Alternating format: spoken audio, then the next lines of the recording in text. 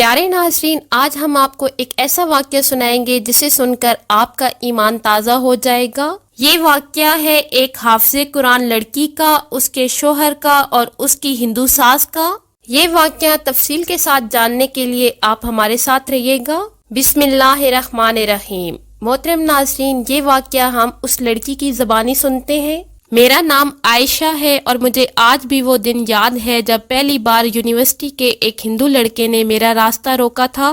ہم دونوں ایک ہی یونیورسٹی میں پڑھتے تھے اور اس ہندو لڑکے کو میرا حجاب کرنا اور میرا اپنے آپ کو مردوں سے چھپا کر رکھنا بہت اچھا لگتا تھا۔ اسے اپنے ارد گرد گھومتی بے پردہ لڑکیوں سے کبھی کشش محسوس نہیں ہوتی تھی۔ وہ ہر وقت مجھے دیکھتا رہتا تھا اور میرا پیچھا کرتا تھا۔ یونیورسٹی میں تعلیم مکمل کرنے کے بعد میں نے ایک مدرسے میں نوکری کر لی کیونکہ میں ایک حافظ قرآن لڑکی تھی اور وہاں نوجوان لڑکیوں کو میں نے دین کی تعلیم دینا شروع کر دی، جبکہ وہ ہندو لڑکا اپنی ذہانت اور بہترین تعلیمی کارکردگی کی وجہ سے ایک اچھی جگہ ملازمت کرنے لگا تھا۔ ایک روز میں مدرسے جا رہی تھی جب اس ہندو لڑکے نے میرا راستہ روکا تھا اور وہ بہت پریشان اور الجھا ہوا سا لگ رہا تھا۔ مجھے اس پر حیرت ہوئی کیونکہ میں اس کو نہیں جانتی تھی اور نہ ہی اسے پہچان پائی تھی۔ میں یونیورسٹی میں صرف اپنی تعلیم پر توجہ دیا کرتی تھی۔ اس لڑکے نے میرا راستہ روکے ہوئے مجھ سے التجا کی کہ میں ایک بار اس کی بات سن لوں۔ اس کے پریشان لہجے پر بے ساختہ میں نے سر ہلا دیا تھا، حالانکہ میں اپنی حدود جانتی تھی کہ مجھے غیر محرم مردوں سے بات چیت نہیں کرنی چاہیے، مگر وہ جس طرح پریشان لگ رہا تھا میں مدد کے خیال سے بات سننے کے لیے رکی تھی۔ اب اس نے جو مجھے اپنی حالت کی وجہ بتائی وہ مجھے بوکھلانے پر مجبور کر گئی اور میں جو اسے پریشانی سے نکالنا چاہتی تھی اب منہ کھولے اسے دیکھنے لگی تھی۔ وہ مجھ سے اظہار محبت کر رہا تھا اور مجھے بتا رہا تھا کہ میں یونیورسٹی میں پہلے روز سے ہی تمہارے حجاب کی وجہ سے تم سے متاثر رہنے لگا تھا۔ ایسا لگتا تھا کہ مجھے صرف تمہیں دیکھنا اچھا لگتا ہے، لیکن ایسا نہیں ہے۔ جب ہم یونیورسٹی سے فارغ ہوئے تو میں کتنے روز بے چین اور پریشان رہا۔ میں تمہیں دیکھنا چاہتا تھا مگر ایسا ممکن نہیں تھا۔ میرا دل کہیں بھی نہیں لگ رہا تھا اور یہاں تک کہ پوجا کرنے میں بھی بار بار تنگ ہو رہا تھا۔ میں ہر دم تمہیں ہی سوچتا ہوں۔ لڑکے کی یہ باتیں سن کر میں حیران رہ گئی کیونکہ میں یہ نہیں جانتی تھی کہ وہ کون ہے اور مجھے کب سے جانتا ہے، جو کہ اپنی بگڑی اور بکھری ہوئی حالت کی وجہ مجھے کہہ رہا تھا۔ اس نے اپنا حال بتا کر اچانک مجھ سے ایسا مطالبہ کر دیا جس پر میں حیران رہ گئی۔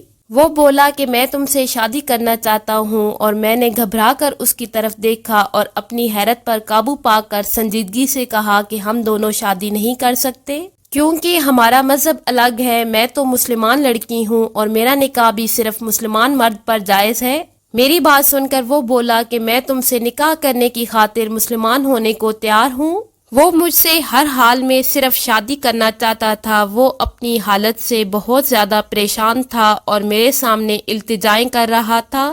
مجھے نہ چاہتے ہوئے بھی اس پر ترس آیا اور میں نے انکار میں سر ہلایا اور اسے سمجھایا کہ وہ مجھ سے نکاح کرنے کے لیے اگر مسلمان ہوگا تو اس کا فائدہ نہیں ہے، کیونکہ اس کا دل تو اسلام کو نہیں مانے گا، وہ صرف مجھے حاصل کرنے کے لیے اسلام قبول کر رہا ہے۔ میری بات نے اسے پریشان کر دیا اور میں نے اسے سمجھا بجھا کر معذرت کر لی تھی۔ میں وہاں سے چلی گئی تھی لیکن مجھے افسوس تھا کہ میری وجہ سے لڑکا اس حال کو پہنچ گیا، لیکن اس میں یقیناً میرا کوئی قصور نہیں تھا۔ میں نے تو اس سے کبھی کوئی بات نہیں کی تھی اور نہ ہی دوستی کی تھی، لیکن شاید اللہ نے اس کے دل میں میرے حجاب کی عزت اور میرے اسلامی طور طریقے کے لیے کشش پیدا کر دی تھی اور اس لیے وہ اپنے مذہب سے بھی دور ہو رہا تھا۔ اس واقعے کو 1 ماہ گزر چکا تھا اور میں تو اس لڑکے کے بارے میں بھول گئی اور اپنی زندگی میں مگن ہو گئی۔ میں مدرسے میں لڑکیوں کو قرآن پاک پڑھایا کرتی تھی اور میری رہائش بھی اسی مدرسے کے ساتھ ہی تھی، کیونکہ میرے والدین میرے بچپن میں انتقال کر گئے تھے اور میں نے اپنے چچا کے گھر رہ کر اپنی ابتدائی عمر گزاری تھی۔ لیکن جو ہی میں یونیورسٹی میں پہنچی تو میں نے اپنے لیے چھوٹی موٹی نوکری ڈھونڈ لی، کیونکہ میری چچی کا رویہ شروع سے ہی میرے ساتھ ٹھیک نہیں تھا، اس لیے میں ہمیشہ کے لیے ہاسٹل میں شفٹ ہو گئی تھی تاکہ میں کسی پر بھی بوجھ نہ بنوں، اور اب میری زندگی کا مقصد صرف دینی تعلیم دینا رہ گیا تھا۔ مگر میری زندگی میں اس ہندو لڑکے نے کچھ عرصے کے لیے ہلچل سی مچا کر رکھ دی تھی۔ اس کی وجہ سے میں کئی روز تک پریشان رہی تھی۔ میں نے اپنی زندگی بہت صاف ستھری گزاری تھی اور میں سنبھل کر زندگی گزارنا چاہتی تھی، کیونکہ میں نہیں چاہتی تھی کہ میں کبھی کوئی ایسی غلطی کروں جس کی وجہ سے اللہ تعالیٰ ناراض ہو جائے۔ لیکن 1 ماہ کے بعد جب وہ بات میں بھولنے لگی تھی، وہ لڑکا پھر سے میرے راستے میں آ کر کھڑا ہوا اور میں اسے دیکھ کر گھبرا گئی۔ پھر سے وہ پہلی بار کی طرح التجا کر رہا تھا اور مجھ سے بات کرنے کی درخواست کر رہا تھا، لیکن اب کی بار وہ بہت سلجھے ہوئی انداز میں درخواست کر رہا تھا۔ وہ پہلے کی نسبت کافی بدلا ہوا لگ رہا تھا۔ میں نے مصروفیت کا بہانہ بنا کر انکار کرنے کی کوشش کی، مگر وہ میری منتیں کرنے لگا، میرے ترلے کرنے لگا کہ نہیں، بس میں ایک بار اس کی بات سن لوں۔ اور میں دل میں سوچنے لگی کہ اگر اس بار وہ شادی کے لیے ضد کرے گا تو میں اسے کچھ دینی تعلیم کی کتابیں دے کر اسلام کا مطالعہ کرنے کی ہدایت دوں گی، تاکہ وہ اسلام کو سمجھے اور پھر فیصلہ کرے کہ اسے مسلمان ہونا چاہیے یا نہیں۔ ابھی میں یہی سوچ رہی تھی کہ اس نے بات کی اور اس کا پہلا جملہ سن کر میرا دماغ چکرا کر رہ گیا۔ وہ بول رہا تھا کہ اس نے اسلام قبول کر لیا ہے اور اس نے اس بار اسلام کو صحیح سمجھ کر اس کا مطالعہ کر کے اللہ تعالیٰ اور نبی پاک صلی اللہ علیہ وآلہ وسلم کی رضا کی خاطر قبول کیا ہے۔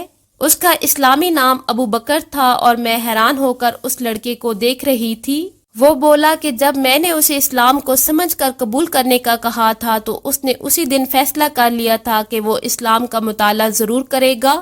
مجھ سے ملاقات کے فوراً بعد وہ ایک مسجد میں چلا گیا اور مولوی صاحب سے اسلام کو سمجھنے کی درخواست کی۔ 1 ماہ اس نے اسلام کو سمجھنے میں لگایا اور جب اس کا دل مکمل طور پر مسلمان ہونے کے لیے راضی ہوا تو اس نے اسلام قبول کر لیا، اور اسلام کو قبول کرنے کے فوراً بعد ہی وہ میرے پاس آیا اور وہ کہنے لگا کہ میں نے اسلام قبول کر لیا ہے، میں 5 وقت کی نماز پڑھتا ہوں، میں مسلمان ہوں اور تم سے شادی کرنا چاہتا ہوں۔ تم میری محسن ہو جس کی وجہ سے مجھے میرا حقیقی خدا مل گیا اور میری آخرت سنور گئی۔ اس کی بات نے میرے لب سی دیے تھے اور اس کے بعد شادی سے انکار نہیں کر پا رہے تھے۔ وہ اسلام قبول کر چکا تھا اور وہ ایک مسلمان تھا اور میرا نکاح اس سے جائز تھا۔ میرے چچا اور چچی مجھ سے بہت کم تعلق رکھتے تھے، اس لیے اس کی دوسری بار پوچھنے پر میں نے شادی کے لیے ہاں کر دی۔ اس نے مجھے اپنے بارے میں سب بتایا تھا کہ اس کی فیملی میں کون ہے اور وہ کہاں رہتا ہے۔ اس کی بس ایک بوڑھی ماں تھی اور اس نے اداسی سے بتایا تھا کہ اس کی ماں کٹر ہندو ہے۔ اسے اس بات کا ڈر تھا کہ اس کی ماں کبھی اسلام قبول کرنے پر راضی نہیں ہوگی اور وہ اپنی ماں کی آخرت کے بارے میں بہت زیادہ فکر مند تھا۔ اس کی یہ بات سن کر میں نے اپنے دل میں یہ ٹھان لی تھی کہ میں شادی کے بعد اپنی ساس کو مسلمان کر کے ہی رہوں گی۔ شادی کے بعد ابو بکر مجھے اپنے گھر لے گیا تھا اور میں شادی کے بعد رخصت ہو کر اپنے سسرال پہنچی تو میرے شوہر نے جھجک کر مجھ سے ایک بات کی۔ اس نے مجھے پہلے ہی بتا دیا تھا کہ میرا استقبال اچھا نہیں ہونے والا۔ میں ابھی یہ بات سمجھ ہی نہیں پائی تھی کہ گھر میں قدم رکھتے ہی میری ساس کی نظر میرے شوہر اور مجھ پر پڑی۔ مجھے دلہن کے روپ میں اپنے بیٹے کے پہلو میں کھڑا دیکھ کر وہ بھڑک اٹھی اور اپنے بیٹے سے لڑنے جھگڑنے لگی۔ جب اس کی نظر مجھ پر پڑی تو وہ مجھ پر بھی غصہ ہونے لگی اور لڑنے لگی اور کہنے لگی کہ میں نے اس کے بیٹے پر جادو کر دیا ہے، میں بہت بڑی جادوگرنی ہوں۔ بہت مشکل سے میرے شوہر نے اپنی ماں کو چپ کروایا اور وہ وضاحت دینے لگا تھا۔ گھر میں قدم رکھتے ہی میرا دم گھٹنے لگا تھا، کیونکہ جگہ جگہ بت لگائے گئے تھے اور وہ عجیب سے بکھرے پڑے تھے۔ میں تو مسلمان لڑکی تھی اور ظاہر ہے یہ میرے لیے سب کچھ برداشت کرنا اور دیکھنا انتہائی مشکل تھا۔ گھر میں ہر طرف گندگی پھیلی ہوئی تھی جس کی وجہ مجھے میرا شوہر پہلے ہی بتا چکا تھا، کیونکہ اس کی ماں بیمار تھی اور وہ کام نہیں کر سکتی تھی اور وہ کبھی کبھی اپنی مصروفیات میں سے وقت نکال کر اپنی ماں کو سنبھالتا ہے اور کھانے پینے کا خیال رکھتا ہے۔ اب میرا شوہر اپنی ماں کو سنبھالتے ہوئے اسے اپنے کمرے میں لے گیا اور میں مایوس ہو کر گھر میں ایک طرف بیٹھ گئی۔ یہ سب کچھ میرے لیے نیا نہیں تھا، کیونکہ میں جانتی تھی کہ میرا شوہر بچپن سے ہندو تھا اور اس کی ماں کا مذہب بھی ہندو ہے۔ ایک ہندو کے گھر میں مورتی اور پتھر کے بتوں کا ہونا کوئی تعجب خیز بات نہیں تھی۔ مجھے لگا کہ میں یہ سب برداشت کر لوں گی، مگر یہاں آ کر مجھے پریشانی محسوس ہوئی، کیونکہ میں ایک مذہبی اور حافظ قرآن لڑکی تھی۔ میرے لیے ایسے ماحول میں رہنا اور عبادت کرنا نہایت مشکل ثابت ہونے والا تھا، مگر میں اپنے شوہر کی خاطر یہ سب کچھ برداشت کرنے کو تیار تھی۔ کمرے میں میری ساس بری طرح چیخ رہی تھی اور اس کے الفاظ مجھے تکلیف دے رہے تھے۔ وہ بری طرح چلا کر اپنے بیٹے سے کہہ رہی تھی کہ تم بہت بڑے پاپی ہو اور اس عورت نے تم پر جادو کر دیا ہے، بھگوان تم سے ناراض ہو گیا ہے اور تم بھگوان کو کیا منہ دکھاؤ گے، اور اس عورت کی وجہ سے تمہاری ساری نسلیں برباد ہو گئی ہیں، اب میں کیا کروں، میں کہاں جاؤں۔ اب میری ساس کو یہ پریشانی تھی کہ میں اپنا کلام پاک یعنی قرآن پاک پڑھوں گی اور ان کی نظر میں گھر میں بے برکتی پیدا ہو جائے گی۔ دو مذہب کے لوگوں کا ایک گھر میں رہنا اور ایک ساتھ عبادت کرنا بالکل ناممکن سی بات ہوتی ہے۔ پھر میری ساس میرے شوہر سے کہنے لگی کہ تم تو بھگوان کو بہت مانتے تھے، پھر تم کیسے بدل گئے؟ تم نے اپنی نئی نسل کو چلانے کے لیے اس گنہگار اور پاپی عورت سے شادی کر لی ہے اور اس نے تجھ پر جادو کیا ہے۔ ہاں، یہ جادوگرنی ہے، کیونکہ مسلمان جادو کرتے ہیں اور لوگوں کو اپنے جادو کے زور سے اپنے مذہب سے ہٹا دیتے ہیں، اور پھر ایسے لوگ اپنے مذہب سے دور رہ کر گنہگار ہو کر زندگی گزارتے ہیں۔ اور میں خاموشی سے اپنی ساس کی باتیں سن رہی تھی۔ اسلام جب کسی غیر مذہب کے دل میں گھر کر لیتا ہے تو اس مذہب کے لوگ اللہ کو پا لینے کے بعد اپنا گھر بار، دوست اور سب کچھ چھوڑ دیتے ہیں، اور ان لوگوں کو اللہ تعالیٰ اپنے قریب کر لیتا ہے، اور یہ بات صرف وہی سمجھ سکتے ہیں جو اسلام کے دائرے میں داخل ہوتے ہیں، ورنہ دوسرے لوگ اسلام کے ماننے والوں کو جادوگر ہی سمجھتے ہیں۔ میری ساس بہت غصے میں تھی اور میرا شوہر ان کو سمجھانے کی کوشش کر رہا تھا، وہ انہیں روک رہا تھا اور انہیں کہہ رہا تھا کہ عائشہ کو کچھ ایسا مت کہیں، وہ میری بیوی ہے اور میں اس سے محبت کرتا ہوں اور وہ اچھی لڑکی ہے۔ میری ساس نے بہت باتیں کی اور اپنے بیٹے سے لڑتے ہوئے اسے شرم دلانے لگی کہ اس جادوگرنی نے مجھ سے میرا بیٹا چھین لیا ہے، اس نے تجھے کیا چیز کھلائی ہے، تم سے کیسے بھول ہو سکتی ہے کہ تو اس پاپی عورت کو اپنے ساتھ لے کر آ گیا ہے، یہ تو بہت بدقسمتی کا کام ہو گیا ہے۔ وہ اپنے پتھر کے خداؤں کو پکار پکار کر روتی جا رہی تھی، اور میری ساس کی آواز میں پیدا ہونے والی لرزش اور کپکپاہٹ نے مجھے ان کی طرف متوجہ کیا تھا۔ میں اٹھ کر ان کے کمرے تک پہنچی اور فکر مندی سے اندر جھانکا تو سامنے کا منظر دیکھ کر مجھ کو بہت بڑا جھٹکا لگا۔ سامنے روتی ہوئی میری ساس زمین پر پڑی تھی اور میں انہیں دیکھ کر گھبرا گئی کہ کہیں ایسا نہ ہو میری ساس زندگی کے آخری لمحات میں ہو اور اس کی طبیعت بہت زیادہ خراب ہو چکی تھی اور لمبے لمبے سانس لے رہی تھی، اور میرا شوہر اپنی ماں کو سنبھال رہا تھا، تو میں نے اپنے شوہر کی مدد کی اور اپنی ساس کو بستر پر سلایا۔ پھر میرے شوہر نے ساتھ میز پر پڑی دوائیوں میں سے کچھ دوائیاں اٹھا کر اپنی ماں کو دی، اور دوائی لینے کے بعد میری ساس سو گئی تھی۔ میں نے جھجک کر اپنے شوہر سے کہا کہ اسے اپنی ماں کو اسپتال لے جانا چاہیے تھا، کیونکہ اس کی حالت بہت زیادہ خراب لگ رہی تھی۔